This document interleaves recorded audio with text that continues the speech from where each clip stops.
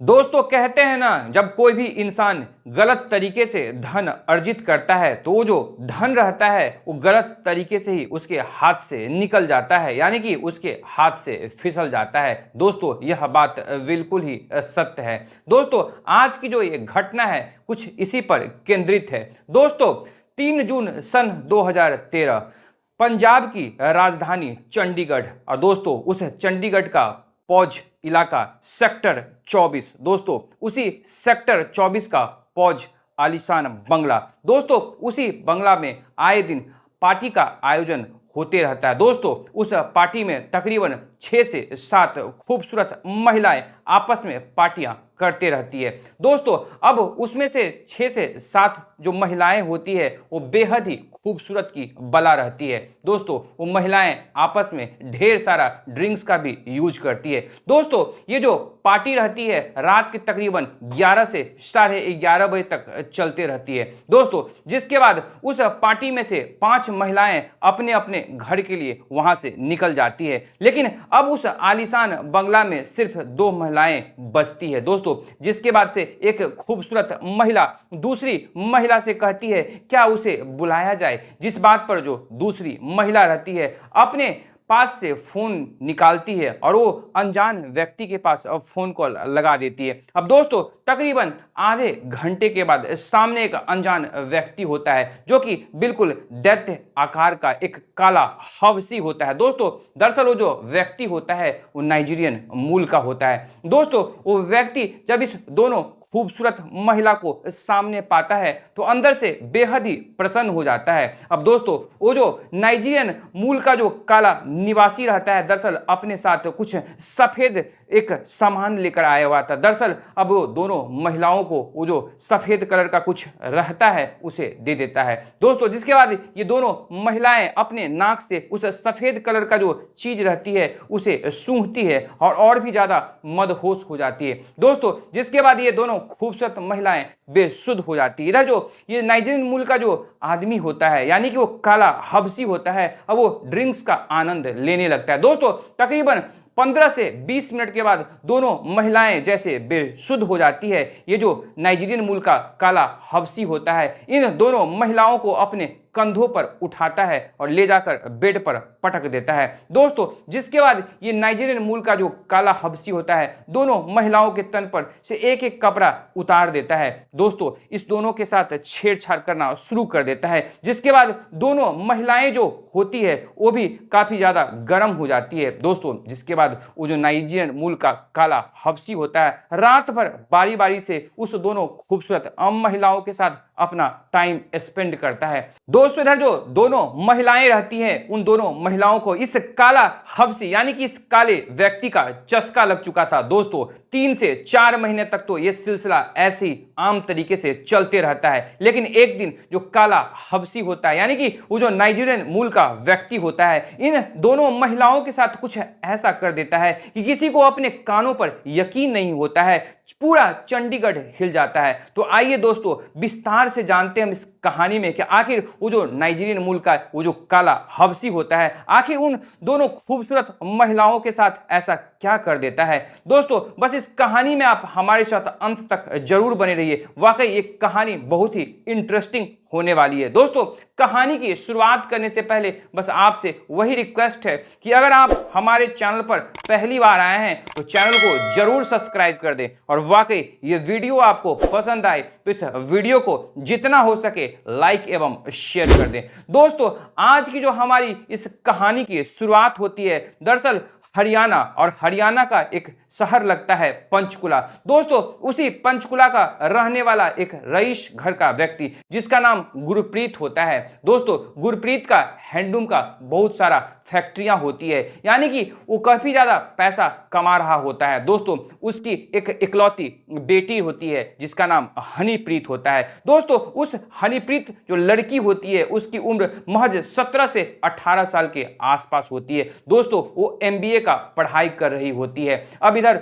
चूंकि गुरप्रीत की वो इकलौती बेटी रहती है, चूंकि गुरप्रीत अच्छा खासा पैसा भी कमा रहा होता है तो गुरप्रीत को हर कुछ करने की इजाजत होती है, यानी कि गुरप्रीत तो पढ़ने दिखने में काफी तेज लड़की होती है, मगर वो रात को पब जाया करती थी, वहां ड्रिंक्स लिया करती थी। उसके कई सारे दोस्त थे, यानी कि उसे जो भी मर्जी आता था। उसके माता पिता यानी कि गुरप्रीत अपनी बेटी को किसी भी काम के लिए मना नहीं करता था। दोस्तों खैर वो जो हनीप्रीत होती है आए दिन अपने दोस्तों के साथ काफी मौज मस्ती किया करती थी, अपनी जिंदगी को काफी खुल के जिया करती थी। ऐसी करते करते वो जो हनीप्रीत होती है अपना MBA की डिग्री जो है वो कंप्लीट कर लेती है दोस्तों, जिसके बाद अब गुरप्रीत अपनी बेटी की शादी के लिए काफी ज्यादा चिंतन करने लगता है। अब अपनी बेटी के लिए लड़का देखना शुरू करता है। तभी दोस्तों अब गुरप्रीत को अपनी बेटी के लिए एक अच्छा सा रिश्ता सुनने को मिलता है। दरअसल ये जो रिश्ता होता है वो पंजाब के चंडीगढ़ में एक रईस परिवार, दोस्तों उस रईस परिवार का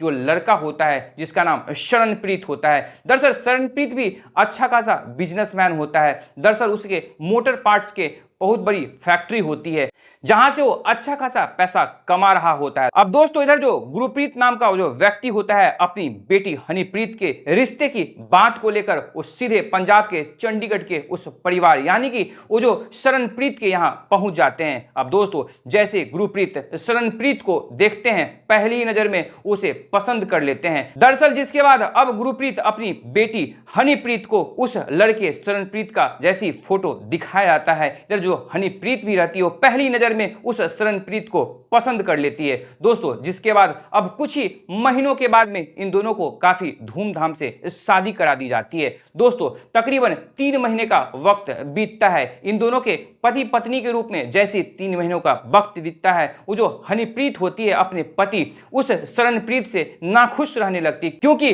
अब हनीप्रीत का जो पति शरणप्रीत होता है दरअसल शारीरिक रूप से कमजोर होता है, यानी कि वो अपनी पत्नी हनीप्रीत को संतुष्ट नहीं कर पाता है, जिस बात पर आए दिन पति पत्नी में काफी ज्यादा नोक झोंक हुआ करती थी दोस्तों। लेकिन उस बंगले के बगल में यानी कि जहां शरणप्रीत का घर होता है उसी के घर यानी कि उसी की कोठी के बगल में एक चावला आंटी रहा करती थी, दरअसल जिसका जो पति कनाडा में शिफ्टेड था। यानी कि वो जो चावला आंटी होती है वो भी काफी ज्यादा रईस जादी होती है, उसके पास भी रुपये और पैसों की कोई कमी नहीं होती है दोस्तों। इधर जो अब शरणप्रीत की पत्नी हनीप्रीत होती है उस चावला आंटी के घर पर अक्सर आया जाया करती थी, उन दोनों के बीच गहरी दोस्ती हो गई थी। इधर जो चावला आंटी रहती थी और इधर हनीप्रीत दोनों साथ में ड्रिंक्स लिया करती थी दोस्तों।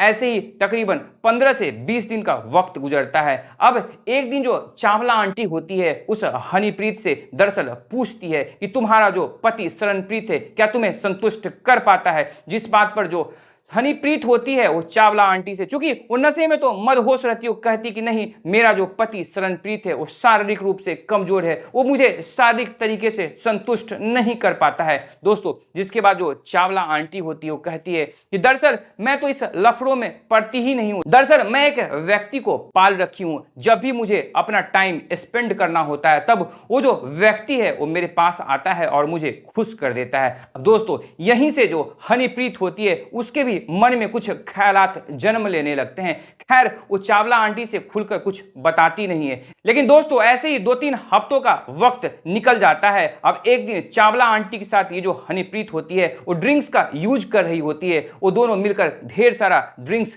कर जाती है, जिसके बाद वो दोनों नशे में काफी ज्यादा चूर हो जाती है। जिसके बाद इधर जो हनीप्रीत होती है अब चावला आंटी से कहती है कि आंटी मैं आपको दरअसल एक मन की बात बताना चाहती हूँ, जिस व्यक्ति को आप अपने पास बुलाते हैं दरअसल उस व्यक्ति से मैं भी मिलना चाहती हूँ। जिसके बाद जो चावला आंटी होती है अपना फोन निकालती है, उस नाइजीरियन मूल का जो काला हबसी होता है उसे फोन कॉल करके फौरन अपने बंगले पर बुलाती है दोस्तों। तकरीबन आधे घंटे के अंदर जो नाइजीरियन मूल का वो काला हबसी होता है उस चावला आंटी के कोठी पर पहुंच जाता है। अब दोस्तों जैसी हनीप्रीत उस नाइजीरियन मूल के काले हबसी को जो कि बिल्कुल दैत्य आकार का होता है उसे देखती है वो अंदर से बेहद ही डर जाती है, लेकिन जो नाइजीरियन मूल का काला हबसी होता है उस हनीप्रीत को जल्द ही कन्विंस कर लेता है। जिसके बाद इन तीनों में आपस में तकरीबन आधे घंटे तक काफी गहरी बातचीत होती है। जिसके बाद जो ये हनीप्रीत नाम की जो लड़की होती है वो दरअसल चावला आंटी से कहती कि आंटी मैं भी इस लड़की के साथ अपना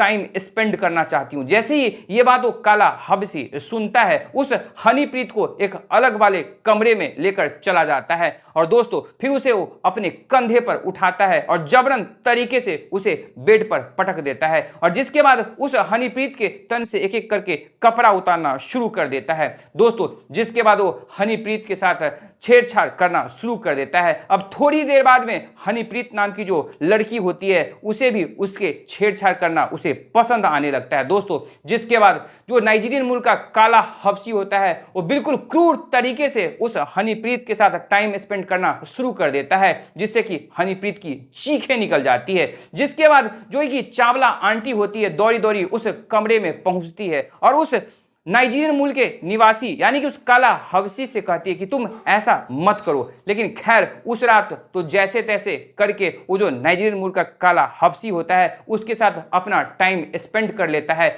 लेकिन अब इस चीज का जो दर्द रहता है यानी कि हनीप्रीत को बर्दाश्त नहीं हो रही थी, लेकिन दूसरी तरफ हनीप्रीत को उसके साथ बिताए गए जो समय रहता है, वो जो क्वालिटी टाइम रहता है, उसे आनंदित भी कर गई थी दोस्तों। अब आए दिन जब भी उस हनीप्रीत को और चावला आंटी को मौका मिलता था उस काला हबशी को उस कोठी पर बुलाकर ये दोनों अपना अपना टाइम स्पेंड किया करते थे दोस्तों। तकरीबन 2 साल का समय इसी तरीके से सिलसिलेवार तरीके से बीत जाता है। लेकिन कहते हैं ना, इक्स और मुक्स छिपाए नहीं छिपता है। आखिरकार जो इस हनीप्रीत का पति शरणप्रीत होता है उसे इस बात का भनक लग जाता है कि उसकी पत्नी का किसी काले हबशी से कहीं ना कहीं संबंध है दोस्तों। जिसके बाद जो कि हनीप्रीत का जो पति शरणप्रीत होता है वो कहीं ना कहीं अपनी पत्नी से इस बात को लेकर काफी नोकझोंक करता है और जैसे इस बात का उसे कंफर्मेशन मिल जाती है तो अपनी पत्नी को तलाक दे देता है। इधर जो हनीप्रीत होती है वो भी मन ही मन तो यही चाह रही थी कि ऐसे पति से तो अच्छा मुझे इससे